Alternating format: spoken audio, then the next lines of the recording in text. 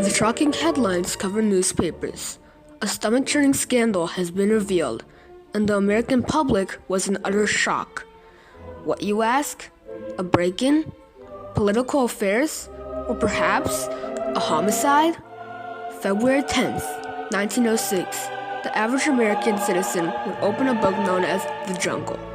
The filthy conditions of the largest beef companies in Chicago have been exposed. If Upton Sinclair didn't write The Jungle, which exposed the appalling working conditions of the meatpacking industry, the U.S. Pure Food and Drug Act would not have been established, and conditions in American slaughterhouses would have remained brutal.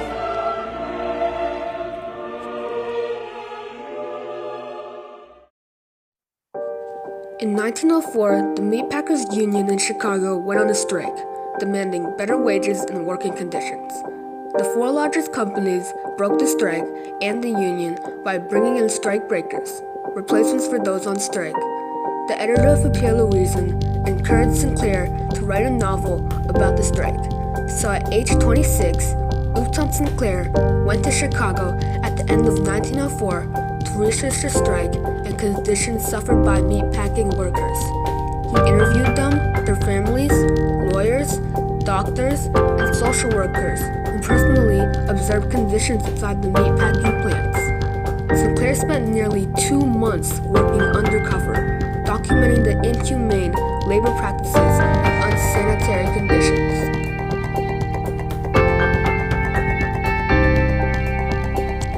The Jungle is a fictional story of Chicago's packing town.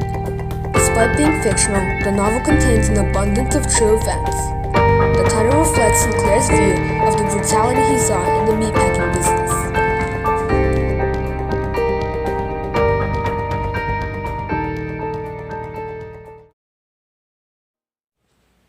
This is a tragic story about a Lithuanian family led by a man named Jekris and their trials in Packingtown's meatpacking industry. Jekris Rudkus and his family are not real people, rather their story is a combination of stories Sinclair was exposed to. Full of hope for a better life, Jekris married and bought a house on credit. After a while of job hunting, he was elated when he got a job as a shoveler of goods at Durham. Jekris soon discovered the company cheated workers by not paying them anything for working part of an hour. About an individual coming from a rural agricultural kind of society, whether you think about Jurgis coming from Lithuania or a black migrant coming from the deep south, Mississippi, coming into a large industrial city, working in a mass production industry like meatpacking.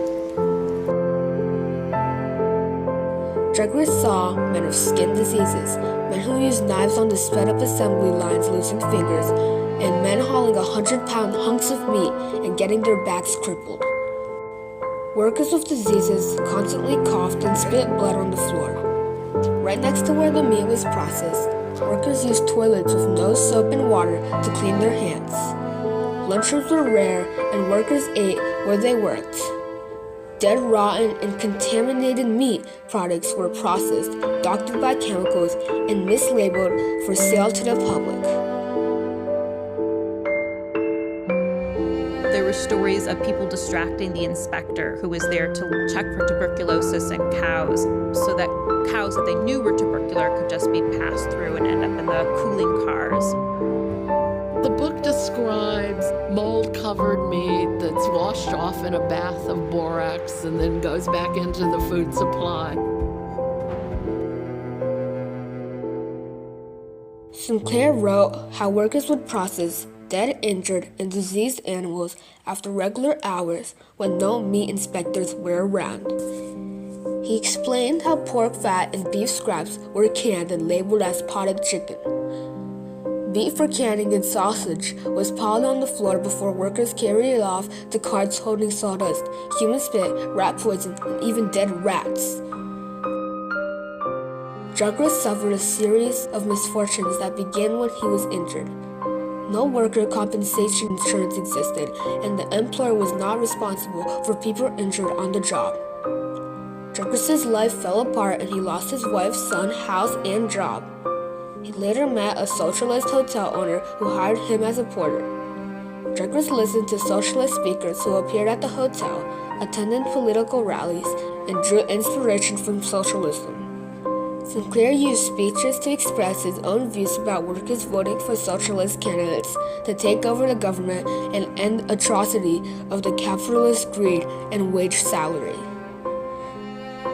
At the end of the novel, Douglas attends a celebration of socialist election victories in Packingtown. Douglas is excited and once again hopeful.